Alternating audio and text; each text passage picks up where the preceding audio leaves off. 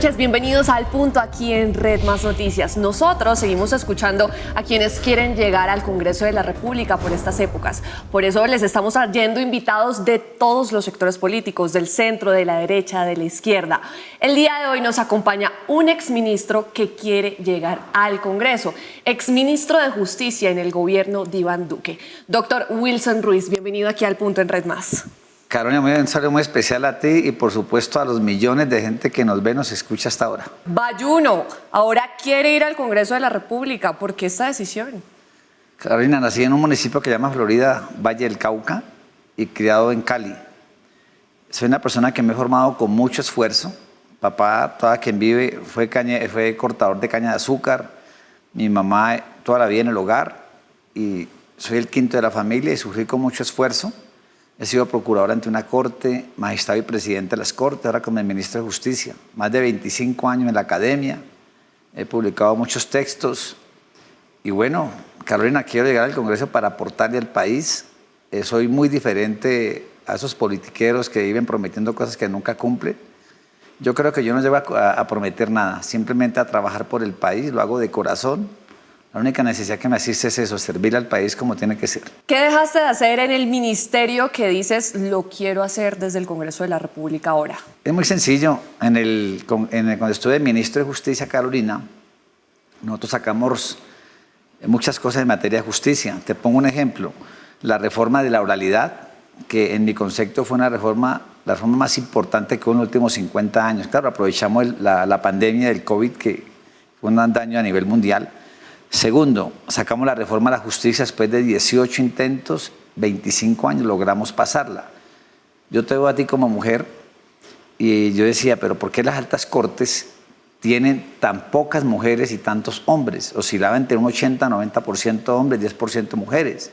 Entonces colocamos ahí igualdad de género, es decir, que en los años venideros, porque ya fue declarada exequible por la Corte Constitucional, vamos a tener mitad mujeres y mitad hombres. Trabajamos mucho los jueces itinerantes. De las cosas que más me emocionó en ese momento, Carolina, fue que logramos duplicar el presupuesto a la rama judicial. Infortunadamente, la Corte Constitucional la tumbó. Llevamos décadas sin tener más y más jueces. Pero bueno, yo siempre digo, acato y respeto mucho las decisiones. Otro punto importante, que te miro a ti, me da mucha alegría lo que pasó en Barranquilla, cuando hubo el Congreso Mundial de Juristas. El BID nos prestó $500 millones para la justicia digital, la justicia que va a ser en línea. ¿Qué quiere decir? Que desde el Congreso de la República, en la Comisión Primera, vamos a terminar lo que dejamos iniciado. Vamos a insistir nuevamente para que le dupliquemos el presupuesto a la rama judicial. ¿Para qué? Para que haya más jueces. Y se le manda un mensaje a la Fiscalía para que creen más fiscales. Es la única forma, Carolina, de poder combatir la impunidad que ronda más del 90% en Colombia. He hablado con Abelardo de la Espriella y hay que construir, no como muchos candidatos dicen que 4 megacárceles de 100.000 presos. Es mentira. Con 4 centros de reclusión, Carolina, de 10.000 es suficiente.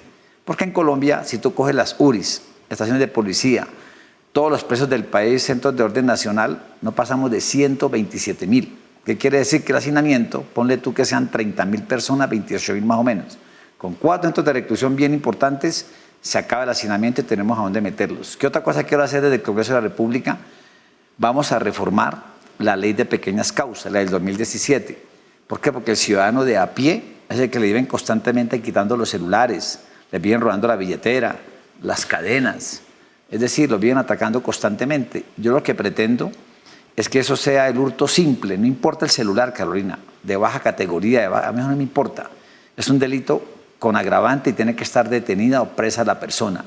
A los reincidentes, que les caiga todo el peso de la ley. Las garantías van a ser para los ciudadanos. Pero estos delincuentes tienen que purgar en la cárcel como un delito que es. ¿Por qué en Colombia le damos tantas garantías a los victimarios, no a las víctimas? Hay que empezar, digamos, a cambiar un chip. Y otro punto importante que quiero llegar allá para hacerlo es devolver el concepto de autoridad para nuestra fuerza pública. Desde muy niño me enseñaron a respetar a los profesores, a la gente adulta y a nuestra fuerza pública. Segundo punto allí, duplicarle, si es necesario, el presupuesto a la fuerza pública para devolverle toda la cantidad de hombres que nos han quitado y también empezar a crear una fuerza pública que sea coherente con el país, Con unos 2 ejes temáticos, diría yo, con justicia y con seguridad, el país nuevamente volvería a subir como tiene que ser. Te lo digo porque del Congreso de la República yo quiero llegar a la comisión primera, que es la que más me interesa. Desde allí empezar a liderar ese proceso en materia de justicia y en materia de seguridad. ¿Qué lectura das tú a lo que ha hecho el gobierno de Gustavo Petro frente a todos los temas de justicia? Yo soy muy malo para hablar mal de las personas, pero me da tristeza a los ministros que han tenido allí. Y de hecho, uno de ellos fue compañero mío de magistratura. ¿Cuál? El doctor Néstor Osuna. Me da tristeza porque es que esos cargos son para uno aprovecharlos. El hombre que tú ves aquí visitó más de 50 cárceles del país. A mí no me da miedo, ni me dio miedo en ese momento, a pesar de todas las amenazas que he tenido. Entonces la gente me dice, ¿usted cómo logró sacar más de 41.000 internos? Carolina, muy sencillo. Aplicando el decreto del COVID que estaba vigente, subrogados penales, sacar ancianos y ancianas, gente enferma. Lo hicimos de una forma escalada y ordenada. Despejamos, eso nunca se ha presentado en Colombia. No lo hizo Wilson Ruiz, Carolina, todo mi equipo que me acompañó y lo hicimos de corazón por el país. Entonces, este gobierno, infortunadamente, hay que decirlo, soy un activista judicial por excelencia, Carolina. Yo diría que he sido el abogado que más denuncias y demandas ha presentado contra este gobierno. Como yo hice parte de mi vida, viví en Europa haciendo mi doctorado en España, me fui hasta la Corte Penal Internacional de ver que la justicia en Colombia infortunadamente no ha funcionado contra el presidente Gustavo Petro. He ido 2 veces a la Corte Penal Internacional a denunciarlo por delitos de lesa humanidad y por otros delitos supremamente graves. Entonces, estamos a la espera de que eso suceda. Ahora, si tú lo notas, este gobierno ya tiene el sol a sus espaldas, le quedan 3, 4 meses para terminar y uno se pregunta, ¿cuál reforma de la justicia les ha pasado, Carolina? Ninguna. ¿Y sabes por qué? Porque es que uno no puede coger y obligar a los congresistas a que lo hagan por las malas. Soy una persona que me encanta el resultado. Fui el ministro de Justicia del 2021 que más leyes, escúchame bien, sacamos en el país, sacamos 17 con todo mi equipo. Pero te repito, manejando la tolerancia, el diálogo, concertando las cosas. ¿Tú crees que la justicia en Colombia ha sido politizada o instrumentalizada? Este gobierno lo ha intentado por todos los medios, claro que sí. A la hora de querer imponer magistrados, a la hora de tratar mal a los jueces, de bandidos, de delincuentes. Hombre, al presidente se lo he dicho 1 y 1000 veces con las demandas que le he formulado. Hombre, hay que tener en cuenta, Carolina, que Colombia tiene 3 ramas del poder público: la judicial, la legislativa y la ejecutiva. Simplemente se ayudan armónicamente, como decir los 2 más otra rama del poder. Ayudémonos armónicamente. Pero si tú eres la presidenta, tú no tienes por qué mandar, como lo quiera hacer él.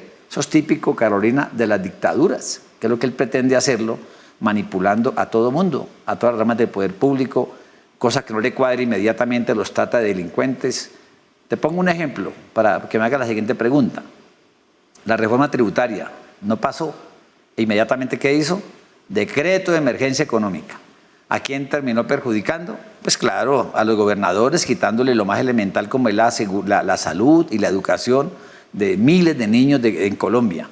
Lo hizo a la brava. Yo sabía y lo anuncié públicamente que ese decreto que él sacó, el decretazo, no tenía un examen, no pasaba un examen en la Corte y mira, le decretaron la suspensión provisional. Es decir, es típico de las dictaduras de que como no puede pasar una ley en el Congreso, entonces inmediatamente coge y la saca a la brava como que si él fuera el que mandara. Así es, ¿qué línea roja no debería cruzar ningún gobierno frente a la justicia? Definitivamente respetar la independencia de poderes. ¿Tú te acuerdas, Carolina? Cuando tú estabas muy niña, a lo mejor 2015, yo era presidente del Consejo Superior de la Judicatura o presidente de las Cortes de este país. Cuando nos invitaban a eventos, por ejemplo, oficiales, estaba el presidente del Congreso, estaba el suscrito como presidente de las Cortes y el presidente de la República.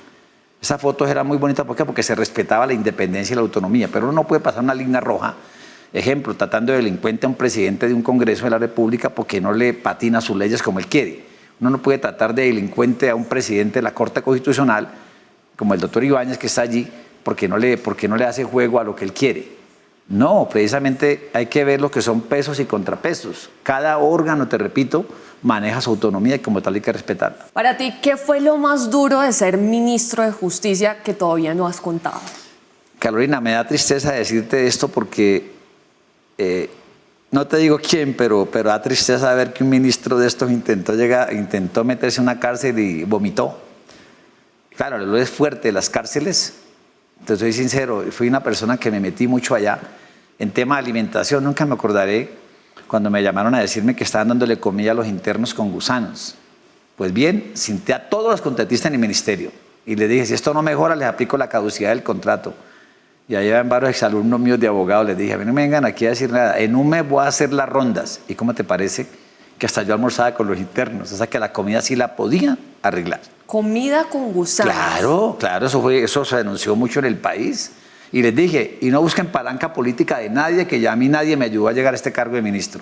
Pero lo que más me dolió, Carolina, para completarte la pregunta, eso me da una tristeza en el alma porque faltaba un mes y medio para terminar el cargo y a las 4 de la mañana me llamaron que habían muerto 30 internos en Tuluá, mi departamento.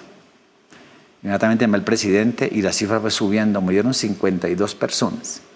Eso me dio mucha tristeza porque yo nunca había visto tanta mortandad de personas que habían muerto de esa forma. Me dio tristeza porque luché mucho con el tema carcelario, dejaron más de 50.000 personas resocializándose, estudiando y trabajando, y ver ese espectáculo me dolió mucho, se me arrugó el corazón, porque yo presencié todos los cadáveres y la noticia, a medida que íbamos sacando los registros de los muertos, a los nombres y todo, y dar la noticia a los familiares, nos lloraban, otros cuando terminamos el último, muchos se fueron contentos porque no estaba el ser querido allí. Y cuando hice rendición de cuentas en Cali, en la Universidad Libre, en la cual yo soy oriundo, ese día di un minuto de silencio por ello, y de verdad que aún no, o sea, yo no entiendo cómo lo que le llaman los plumas, los jefes de estos grupos delincuenciales, le echan llave a unas celdas y le echan candela, no los dejan salir. O sea, eso me parece a mí que, o sea, eso contaría todo el sistema de derechos humanos de cualquier ser humano, de cualquier país del mundo. Muy duro. Sí, claro. Una situación muy fuerte. ¿Hubo alguna decisión que hayas tenido que tomar que fuera impopular pero necesaria? Sí, claro. Nosotros tomamos unas medidas que a veces eran muy fuertes, pero que la gente tenía que entenderlo. Por ejemplo, una vez voy a San Andrés porque el señor presidente de la República me dijo, mire, están ordenando asesinar personas desde las mismas cárceles de San Andrés. Me fui hasta allá y cuadré con el general del IMPEC, y cuando íbamos a sacar unos internos de allá, Carolina, que eran los que estaban generando todo el tema de la inseguridad, toda la gente se me abalanzó a decirme que por qué sacaba a la gente, que eran de allá de su tierra de San Andrés. Dije, qué pena, pero hay que sacarlos de allá, y los sacamos. Son medidas que son un poco impopulares para la gente, pero tienen que entender que si quieren un poco de seguridad hay que sacar a los delincuentes de su sector para otras cárceles del país. ¿Hay que hacer una nueva reforma a la justicia en tu concepto? Totalmente, Carolina. Esta reforma a la justicia, lo primero, hay que duplicar el presupuesto a la rama judicial. Si tú notas, Colombia es un país que tiene aproximadamente 53 millones de habitantes. Claro, hace unos años teníamos 50, 51, con la migración de extranjeros, esto ha aumentado ostensiblemente. Si tú notas, nosotros no tenemos, los jueces son los mismos. Haz de cuenta que tenemos 30.000 miembros de la rama judicial de las últimas 3, 4, 5 décadas. Dime, claro, cada día hay mayor demanda de justicia y menos jueces. Segundo, yo diría que antes de uno hablar de seguridad, de todas las penas que pensamos imponer, hay que hablar de inclusión, Carolina. Es decir, darle oportunidades a los jóvenes para que sientan de que se les da oportunidades laborales y estudiantiles. Yo fui un hombre que te dije hace un momento de niño, viví en barrios populares de Cali. Yo viví en Agua Blanca y nunca me da pena decirlo. Tuve pocas oportunidades, pero siempre dije el estudio me va a llevar muy lejos. Y me da pena decírtelo, pero yo diría que el 40% de la gente que se levantó conmigo allá, los asesinaron, los mataron en Agua Blanca. Wow. ¿Por qué? Porque se metieron con bandas criminales, se dedicaron a otras actividades ilícitas. Yo surgí con mucho pulso. Antes de hablar de eso, Carolina, reforma a la justicia, ¿qué oportunidades tienen los jóvenes? Si ya los jóvenes no acatan esto, inmediatamente debe caerles todo el peso de la ley. O sea, así como tú me ves, un hombre de concertación, de diálogo, soy muy exigente. Yo firmé 432 extradiciones, Carolina, nunca me tembló la mano para nada. Firmamos la de Otoniel, la de la hermana de él, 16 del clan Usuga, 4 del ELN, primeras en toda la historia, y lo seguí. Si me tocara otra vez, vuelvo y lo hago, no me tembla la mano. Pero eso sí, hablemos de oportunidades también. Entonces, hacemos la reforma de la justicia, para que te redondeemos la respuesta, reforma de la justicia aplicando el presupuesto a la rama judicial para crear más jueces para combatir la impunidad. Y para crear más cárceles, con lo que me decías ahorita. Exacto, muy bien, Carolina. Y crear las 4 cárceles, porque nada nos ganamos con que los jueces condenen sin haya dónde meterlos. Entonces vamos a tener centros de reclusión y la justicia. Lo otro que te quiero decir, fortalecer las leyes en materia penal. Es decir, a mí no me importa, con todo respeto, que sea el primero que se equivoque y le quitaron un celular a alguien. Eso para mí hay que fortalecer la ley, que es un agravante y debe de estar detenido. Estos reincidentes inmediatamente que paguen la pena como tiene que ser. Es decir, vamos a darle más derecho a las víctimas por encima de los victimarios. Hay que visibilizar más las víctimas por encima de ellos. Ahorita que hablabas de los jóvenes y las oportunidades, ¿qué le dices a todos esos jóvenes que no creen en la política y de pronto dicen que no van a votar porque acá no pasa nada? A mí casi no me gusta hablar de lo que yo he hecho en la vida, pero yo soy el fiel reflejo de que si tú tienes oportunidades, aprovéchalas. Yo no te puedo negar a ti ni ocultar una realidad. Yo fui vendedor ambulante a los 7 años. Yo trabajaba medio tiempo y medio tiempo estudiaba. Lo que pasa es que yo siempre he dicho, después de Dios no hay nadie. Es como cuando tú sientes que te iluminan el camino, siempre. Entonces yo lloraba para que me dieran estudio desde niño. Y nunca abandoné el estudio, con muchas dificultades, y llegué. Debemos decirle a los jóvenes, aprovechen las oportunidades, que van a tener un senador que de allá los va a promover, pero que aprovechemos las oportunidades. ¿Por qué? Porque a mí me da mucho dolor cuando uno los ve baleados, cuando los asesinan, sabiendo que tienen oportunidades. Yo creo que la gente necesita eso para poder, Carolina, surgir en la vida. Si tú no me das oportunidades, ¿yo cómo hago? Yo las tuve. Si tú me permites, te cuento una anécdota. Mira, me presenté a mi universidad libre, éramos 600 y pico de personas. Y me acuerdo tanto en el año 89 que tenía 100.000 pesos, Carolina, para mi matrícula. Y valía 110. ¿Qué me dijo a mí el síndico de la universidad en el momento? Me dijo, yo no le puedo fiar los 10.000 pesos. Atrás de usted viene otra gente que quiere estudiar. Dele la oportunidad a ellos y usted más adelante estudia. Yo ese día me fui para la plaza de Caicedo en Cali, donde tengo los mejores recuerdos. Y llegó un magistrado de la sala penal, Álvaro Trujillo, y me llevó para su despacho y me dio los 10.000 pesos que me faltaban para eso. Cuando fui a cerrar la puerta de su despacho, me dijo, venga Wilson, le voy a decir una cosa.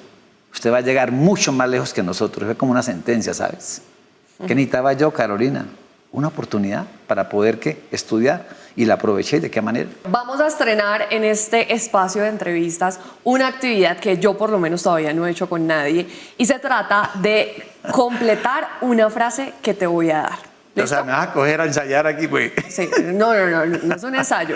Pero puedes explicar también los motivos del por qué pones la palabra en la frase. ¿Listo? Vamos con la frase. La justicia en Colombia no fallaría tanto si tuviera muy buenos funcionarios judiciales. Ir al Congreso tiene sentido solo si lo hacemos de corazón, con sentido social, y no para prestarse para temas de corrupción. El mayor autoengaño de la política hoy es creer que definitivamente solamente llegan los que tienen recursos y que van a hacer desde el Congreso leyes, y por eso están tan desprestigiados. A la gente se le pide paciencia, pero nunca se le explica las razones por las cuales tienen que tener paciencia frente a muchas cosas de la vida. El Congreso de la República sería más útil si dejara de... Si dejaran de no asistir, es decir, si dejaran de no asistir al Congreso de la República y llegaran verdaderas personas que le quieren servir al país. Por eso hoy en día es el órgano más desprestigiado que tenemos, porque infortunadamente no le dan a la gente lo que la gente espera. ¿Y qué va a hacer Wilson Ruiz para cambiar eso? Wilson Ruiz es una persona que en estos momentos no tiene ninguna necesidad de llegar al Congreso, pero lo hago para servirle a mi país, porque quiero hacerle algo diferente por el país y demostrarle a nuestro país que sí podemos hacer grandes cosas, que tanto nos necesita.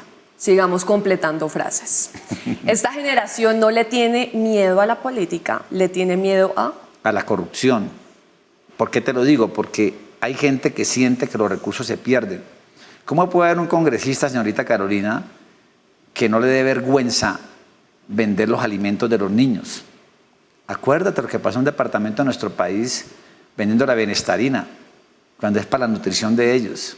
¿Cómo le ocurre solamente ir allá a atender un llamado de lista y ya? Esas son las cosas que infortunadamente desmotivan. Y lo otro que te quiero decir, el Congreso necesita gente preparada, gente que tenga conocimiento. Y he sentido ese llamado de Dios de que voy a llegar a la Comisión Primera del Senado. Sigamos con otra frase. El poder se vuelve peligroso ¿cuándo? Cuando se utiliza mal, cuando creen que son demasiado para las personas que tanto lo necesitan. No se puede cambiar cuando se tiene un cargo de estos. Siempre le pido a Dios, sabes, tan bonito lo que acabas de preguntar, porque he tenido cargos de mucha responsabilidad. Te cuento una anécdota ahí para que te quede.